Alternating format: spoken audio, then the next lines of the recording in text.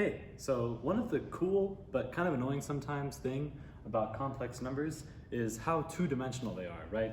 So if I have the complex number, say 1 plus I, that's got a real component and also its imaginary component, right? And since these components are linearly independent, it's a two-dimensional number if you want to call it that. Now, because it's two-dimensional, it sometimes makes functions of complex numbers a little bit hard to visualize, right? So maybe let's say we have a function on complex numbers that takes a complex number, treats it as a point, and rotates it counterclockwise 90 degrees. So our function's going to take every complex number in this plane, we'll call this the z-plane, and it's going to rotate it 90 degrees. This way. So we could take our point 1 plus I, and that's going to be rotated over to here. So that's going to be negative 1 plus I. And you can see we can kind of imagine taking every point and rotating the whole plane. Now, we might be able to think of this very simply for simpler functions like just rotations. However, for much more complex functions like complex polynomials, pun not intended when I said complex functions, for more complicated functions, like complex polynomials, it becomes a lot harder to do this with. So what we kind of want is a tool that helps us visualize complex functions with the same simplicity that we can visualize real functions. So if we're visualizing a real function, say, I don't know, f of x equals x squared minus 1, right? That can be very easily visualized because all our function is actually doing is taking a one-dimensional input and mapping it to a one-dimensional output. Now, because it's mapping from R to R, whereas in complex world, we're mapping a two-dimensional input to a two-dimensional output, which is where things get tricky. But the simple thing about these is that it's really easy to analyze and find the zeros of real functions using this method. I mean, you all have seen this method very early on in your schooling. We can see immediately where the zeros are. Sometimes, depending on what kind of function it is, we can even see the multiplicity of the zeros just by looking at the graph. So if I see, something that looks like that, I know that this point here is going to have probably a multiplicity of 2. I mean, we'd have to change this polynomial for this to be the function. Or maybe we know at least that this 0 has an even multiplicity. We can also see exactly where certain poles are going to be in our function. So, for example, the pole that looks like this, if we kind of imagine this as an asymptote here, we can immediately see, oh, there's a pole in our function right here.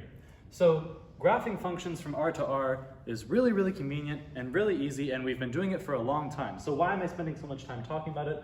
Well, because I want to emphasize how useful it is that we can just with our eyes see where the zeros are and see where the poles are. We want to be able to do something very similar, but with complex functions. So what's a way we can do this?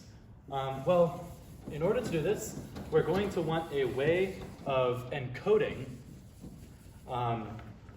a complex number in a single pixel, if we were to say, put this onto a computer screen. So one way of visualizing a complex number is as a color. So a complex number we can think of as sort of a vector coming out from the origin, say here. So this will again be our good old 1 plus I. And if we want to see what this complex number would look like in its simplest possible form to present on a screen, we could say take a color wheel, right? You may have seen this in art class. It's going to be very hard to draw a color wheel considering I only have one color of chalk. But maybe, over here it's blue, down here it's red, somewhere else it's green, right? In fact, I think over here it would be green. So all of a sudden, we have a way of talking about the argument of a complex number, its angle theta here. And we can represent the argument of a complex number as a color by, say, overlaying its vector on the color wheel and seeing which color it points to. This, I guess, is going to be kind of a greenish blue, maybe an aqua. And then we can visualize the modulus, the magnitude of the complex number, as the pixel's brightness. So what does this look like when we actually try to, visualize the whole plane? Well, I'll show my computer screen. So up here, we have the most basic way of visualizing the complex plane. So we can see here over on the right are blues, and that's because everything over there is on the real line, which means they're all going to be a bunch of vectors pointing to the right. Since they're pointing to the right of the origin, they represent points to the right of the origin. So they're all going to overlay on the blue on the color wheel. And you'll notice that the points closer to the origin get darker and darker and darker until it's just black. And that's because we have a 0 at the origin, right? So a 0 is going to have a magnitude of 0. And so we can visualize that as this dark spot. And this is essentially just the complex plane as simply as it can be or represented as colors. So now let's say we want to actually visualize a real function, not just the complex plane. So this software I'm using is a program I wrote to visualize functions and analyze their zeros and their poles. So over in the code here, this is where we actually define what function we're trying to visualize. Over here, I was just visualizing the identity function, which I defined over here. So let's visualize, oops, that's not what I wanted to do. Let's visualize this function I'm calling simple fifth power. And so what simple fifth power is, it just represents the function z to the fifth minus 1 equals 0. So we know that this has to have 5 different roots because it's a 5th degree polynomial. And so in our visualization, we should see 5 dark spots. Whoopsies. We should see 5 dark spots when we draw it. And sure enough, there they are. So we can kind of look at each spot. They're here, here, and here. There's, of course, one real root. See, there's a dark spot, a 0, that lies right on the real line. And that's, of course, because the real number 1 is a solution to this polynomial, as are all these other complex numbers that are written over here. So what are we looking at here? What does this actually tell us? So if we were to look at this 0 right here, or actually let's look at this 0 right here. Up above it, we see sort of this streak of blue coming out. Now, before, we said that blue represents those vectors or those complex numbers that are angled to be on the real axis, which means that this sort of line coming out of this 0 in, I guess, this direction, if you're looking at it over there, this direction, represents, or that means that all complex numbers in this region end up getting mapped to the real line after this polynomial is applied to them. And so that's sort of how we can visualize this. Now, one other really, really crucial thing about complex polynomials is let's look at their roots. So we know that since there are exactly 5 roots here, and this is a 5th degree polynomial, that each of these roots must have a multiplicity of exactly 1. Now, if we go to each root, we can see that each root, if you were to sort of go in a little circle around the root, you would hit every color exactly once. So, go back to our color wheel. I don't know why I drew a line. Go back to our color wheel, right? We start over here in the red, and then as we walk around this 0, we're going to end up hitting every color exactly once. And that tells us that there's a 0 of multiplicity 1 inside of that circle that we just drew. So, so this is what zeros look like in complex polynomials, or in this way of visualizing complex functions. But we also talked about one thing we want to see is what a pole looks like, right? We know what a pole looks like when we graph it for real numbers. What does it look like in these colors? Well, First of all, note that in the zeros, when we orbit the zero in the counterclockwise direction, or the positive direction, we go from blue to aqua to green to yellow, right? So blue, aqua, green, yellow. That's going around the hue circle in the positive direction. So because we're going around in the positive direction, we know it is a zero and not a pole. A pole is going to look like the opposite. We're still going to hit every color in the color circle. Oops, let's zoom out and not. It does this every time I launch the program. So we're still going to hit every color in the color circle, except we're going to end up going the opposite direction around the color. I'm gonna label these colors again, just so we sort of know what we're looking at here.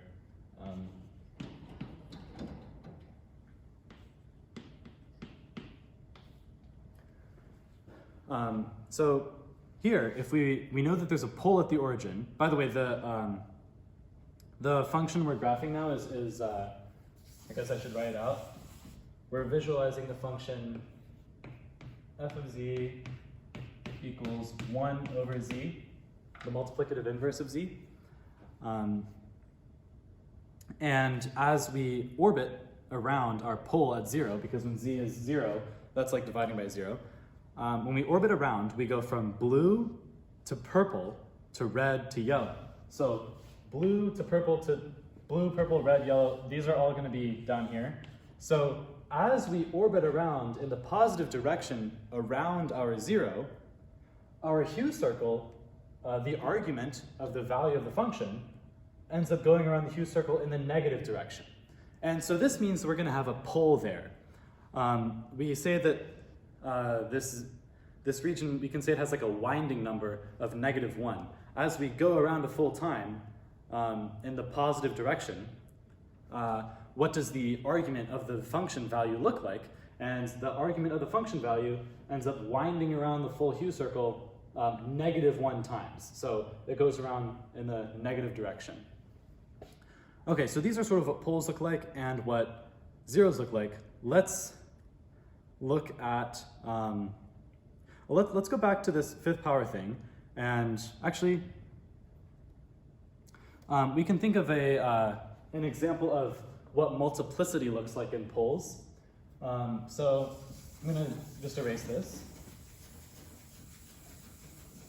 Let's say we want to think of the function f of x, or z equals z squared. So this isn't going to be quite our identity function. Here, that's just me defining real quick what our function is, z times z. It's not going to quite be our identity function, but it's going to be kind of close in that it's going to have a 0 at the origin, and we can see it clearly does. It's quite dark at the origin. But when we try winding around this 0, kind of following this circle, we see that we start at blue, which is, of course, all of our complex numbers on the real line. And as we go around, the hue, if we're following the hue circle, goes around, and it actually is going to go around. It's going to make a full rotation all the way back to blue before we even make our full rotation around the 0.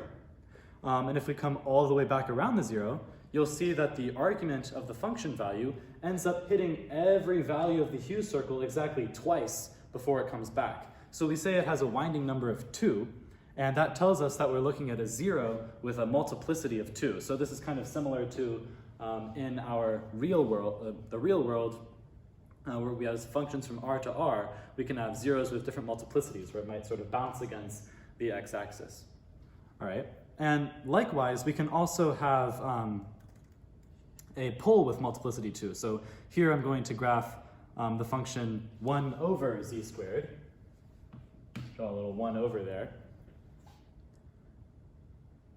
And, well, that looks like this. So we can see, again, that we hit, as we go around 0, which is our pole, we hit every color in the hue circle exactly twice, but the argument is going in the opposite direction. So notice it goes from purple from red to purple to, from blue to purple to red, which means our hue circle, the way we are defining it, the argument's going around this way twice, which is a winding number of -2. A 0 of multiplicity -2 doesn't really make sense. This is instead a pole of multiplicity 2, or a pole of order 2. So let's go back and look at our z to the 5th polynomial. So again, as a reminder, we're looking at the function z to the 5th minus 1. Now, if I were to zoom out a bit, now before I said that when we sort of make our wind around a root, the winding number tells us how many zeros or how many poles are inside that little circle we made. So what if we were to take a walk around all of the zeros? Well, if I start at, if you can see our axes here, we're at the real value of 2. If you follow my mouse, we're going all the way around. We just hit every single color in the hue circle exactly once. We keep going around, we hit them twice because we hit blue again. We hit them 3 times, we hit them 4 times, and again we come back to making 5 full rotations around the hue circle. And that tells us that inside the circle of radius 2 around the origin, there must be 5 zeros. Or, as we'll see later, it means that the number of zeros minus the number of poles has to be 5. This is what's called the argument principle. And part of the functionality of this program I wrote is that we can have the computer do this. So I can type in the center of a circle in coordinates. So I'll just have it go around the origin. And I can give it a radius of the circle. I'll say 2. And if I say, yeah, go find all the zeros inside that circle, it's going to tell us that the number of zeros minus the number of poles is 5, which we can clearly see is true. Okay, let's look at a more complicated function now. This function is, let's see. So this function is going to be a function with the zeros,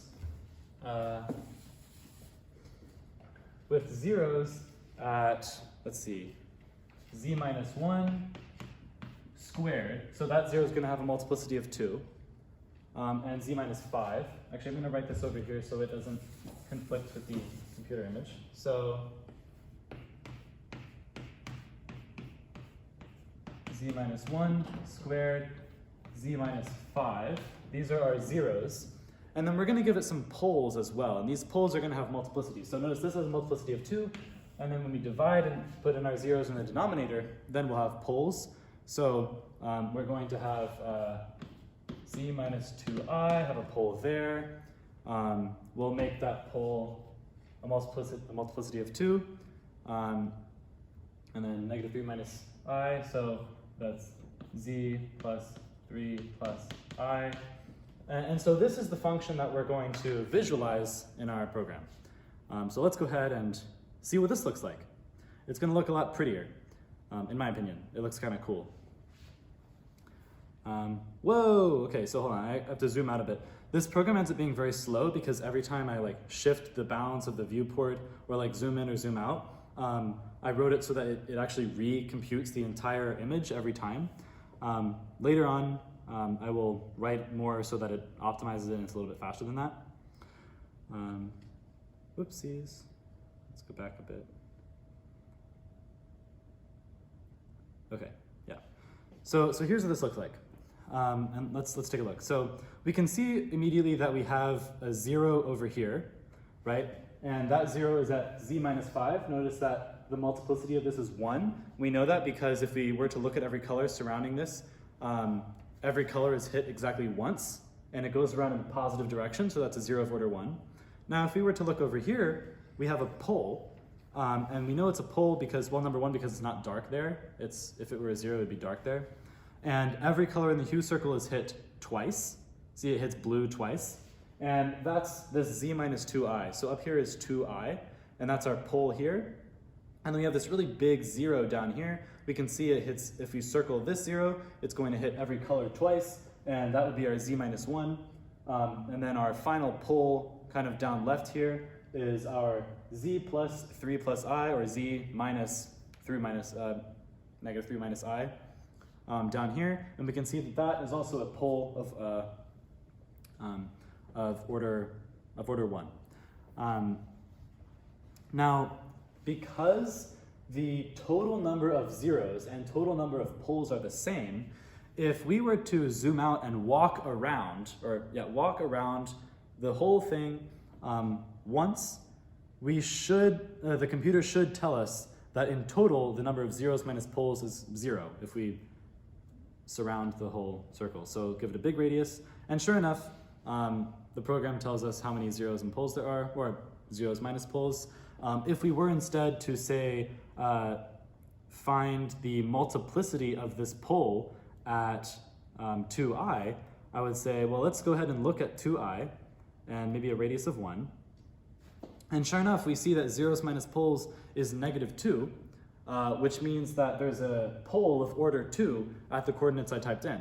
So this is me sort of demonstrating the functionality of the program to find and look at the multiplicities of zeros and poles. Okay, one final thing before I end this video. Where was I? Here we go. So I took my final exam for complex analysis today, and one of the problems was this. It was, here we are. Yeah.